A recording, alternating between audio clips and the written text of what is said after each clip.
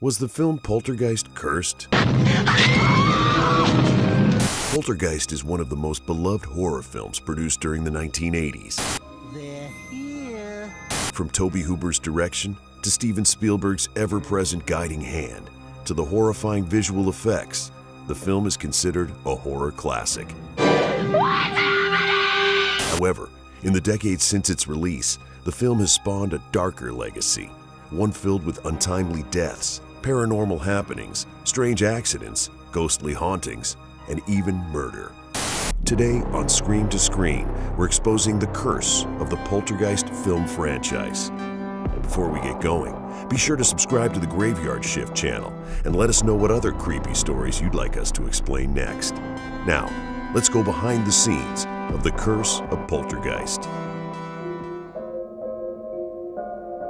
Poltergeist was a supernatural horror picture directed by Tobe Hooper, who co-wrote and directed the Texas Chainsaw Massacre, a cult classic of the slasher horror genre. Poltergeist was written by Michael Grace, Mark Victor, and Steven Spielberg, and tells the tale of the Freeling family, who are terrorized by spirits who eventually abduct their young daughter into the great beyond. The family is left with only one way to communicate with the young girl, through a static-filled television set. The film was originally intended to be a sequel to Close Encounters of the Third Kind, titled Night Skies. However, when Spielberg was unable to direct the film because of his contractual commitment to E.T. the Extraterrestrial, he enlisted Master of the Macabre, Tobe Hooper. The two redeveloped the film as a more horror-centric story, and the rest is history. Released by MGM on June 4, 1982, Poltergeist was a massive hit, both commercially and critically. It was nominated for 3 Academy Awards and ranked on many people's Best of the Year lists. The film was so successful that it spawned 2 sequels and a remake. However, despite the accolades, financial windfalls, and careers that it spawned, there's a seldom discussed shadowy figure lurking just beyond sight. Mysterious deaths, hauntings, accidents, and a brutal murder. There's a sequence in the original Poltergeist film where the mom, Diane Freeling, played by JoBeth Williams, is running through the rain beside a swimming pool that the Freelings are in the process of constructing. She slips and falls into the pool. In the film, the skeletal remains of corpses emerge from the muddy water and begin to attack her. When they were shooting the sequence, JoBeth Williams was told the skeletons were just props. But they weren't simply man-made props. They were actually real skeletons. Real human bones that the production had purchased from a scientific research facility. When asked about it for the special TV Land Myths and Legends, JoBeth said, quote, "I assumed that they were prop skeletons made out of plastic or rubber. I found out later, as did the whole crew, that they were using real skeletons, because it's far too expensive to make fake skeletons out of rubber, and I think everybody got real creeped out by the idea of that," end quote. Many fans of the Poltergeist film series believe that the use of real human skeletons during filming was the reason a curse seemed to follow many of the cast and crew members of this iconic horror franchise. And there's plenty of evidence of this so-called curse. At one point in the film, the evil spirits that doggedly pursue the Freeling family possess a small clown toy belonging to Robbie Freeling. The sequence was intended to show the animatronic puppet's arm wrapped around the neck of Oliver Robbins, the actor who played Robbie. The plan was to quickly unwind the clown's arm while filming it. The footage would then be run backward to make it appear as though the clown doll was attacking young Robbie. However, what actually happened was a near-death experience that could have taken a much darker turn if Steven Spielberg was not keenly aware of what was happening. Robbins has since said in an interview, quote, "The way they shot the sequence, they didn't really have the special effects the way they do today, so the clown doll had this extended arm, and they had me act backward. The contraption got caught around my neck. Steven saw that, probably in the video assist, and he pulled me away from it. Who knows what might have happened otherwise," end quote. This was just the beginning of close calls and potentially paranormal accidents that would befall the cast and the crew of the Poltergeist films. Poltergeist 2 was released on May 23, 1986, and was directed by Brian Gibson, and the screenplay was written by Michael Grace and Mark Victor. The film brought back JoBeth Williams and Heather O'Rourke to reprise their roles from the first film. There were many unexplained and bizarre events that happened over the course of the filming of Poltergeist 2. Lights were falling, turning off, and shorting out all over the set. People were seeing unexplainable shadowy figures and hearing strange noises coming out of equipment. Things got so strange, in fact, that the production asked Native American actor Will Sampson, who played Taylor in the film and who was a real-life shaman, to perform an on-set cleansing ritual.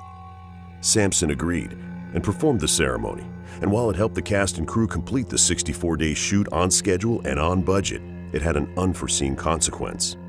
Will Sampson died just 1 year later from complications of a heart and lung transplant.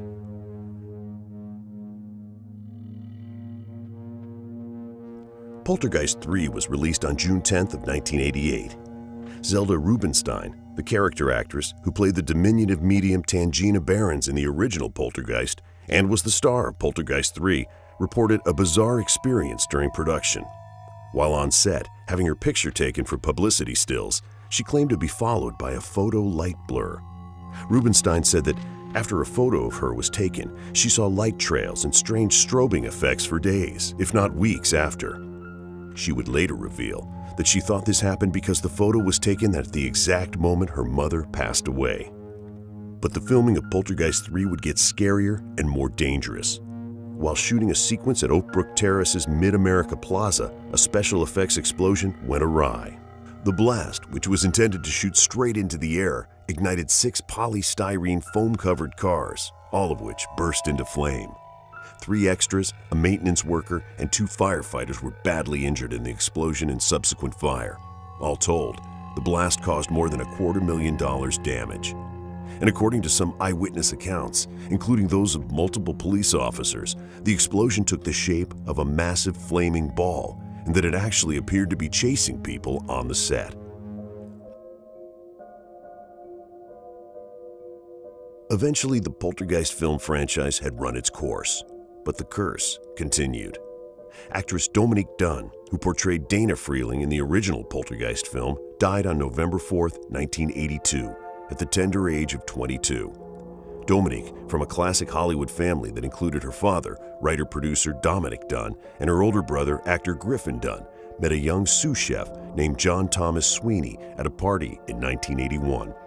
After a quick courtship, the two moved in together, but it wasn't long before Dominique realized it wasn't a good fit. John was prone to bouts of rage and was wildly jealous. Their raucous fights quickly escalated into physical violence. But things got much, much worse. The night before Halloween 1982, John Thomas Sweeney strangled Dominique Dunne to death after an argument. During his trial, Sweeney testified that he could only remember being on top of Dunne with his hands around her throat. And then there was Heather O'Rourke, the angelic little girl who was the face of the Poltergeist franchise and who also suffered an untimely death. Born on December 27, 1975, O'Rourke did not originally audition to be in Poltergeist. Her older sister, Tammy, did, while she was shooting the movie Pennies from Heaven. As the story goes, Steven Spielberg went to the studio commissary after Poltergeist auditions were over and spotted Heather and her family eating lunch. He asked to meet Heather and quickly became convinced that she was the right person for the role. She was signed the next day, chosen over Drew Barrymore, the child star of E.T. Heather was only 5 years old. Heather O'Rourke portrayed Carol Ann Freeling in all 3 original Poltergeist films. However, after exhibiting flu-like symptoms on February 1, 1988, she collapsed in her home. She was rushed to Community Hospital in El Cajon, California. On the way, she suffered a cardiac arrest. Paramedics were able to revive her, and she was quickly flown to Children's Hospital in San Diego. While there, after undergoing surgery for intestinal stenosis, she suffered another cardiac arrest. Ultimately, the cause of death was ruled congenital stenosis of the intestine, complicated by septic shock. Author James Caan, who was hired to write the novelization of the first 2 films, also experienced some extreme circumstances that have since been attributed to the Poltergeist curse. While writing the first film's novelization, a lightning bolt hit his home. It blew up his air conditioner, and the faceplate flew off and hit him in the back. From that day forward, he says whenever he would attempt to play video games in his house, they would start playing themselves and glitching in very disturbing ways. Additionally, Gil Keenan, who directed the 2015 Poltergeist remake, was haunted by a spirit from the beyond while making the film. In a Reddit Ask Me Anything segment, Keenan said, quote, "The location for the house during shooting I chose because it had a strange and unnecessary field that the houses of this particular community were built around, and we found throughout production that we had persistent and repeated equipment failures only on that strange plot of land. The production struggled with keeping equipment turned on, GPS signals for drones working, and the camera's batteries charged. Eventually, Gil Keenan figured out that the house he was renting during the production was in fact haunted by a woman clad all in black.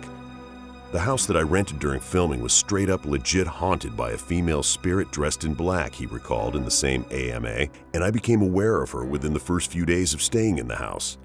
And only after I left did I receive a call from the previous owner, who'd moved back in, who was terrified by the goings-on in the house and wanted to see if I had experienced any of it. So it was an incredible real-life inspiration for filming that followed me home." Poltergeist is considered a true classic of the horror genre, but is perhaps as renowned for its off-screen tragedies as for its on-screen chills. The lives of the people the film has touched have forever been changed, some for the better, some for the worse.